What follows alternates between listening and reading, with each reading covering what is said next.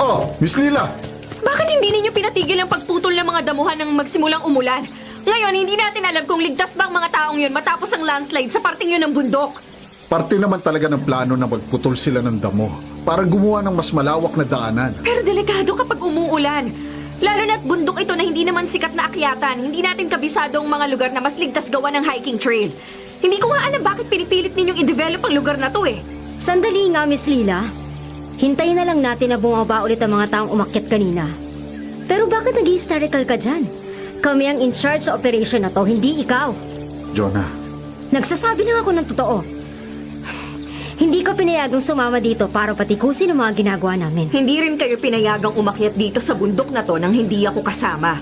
Para sabihin ko sa'yo, Miss Jonah, kung wala ako, hindi natuloy ang proyektong to. Excuse me, aakyat ako para tingnan ng mga tao. Sa isang trail ako dadaan.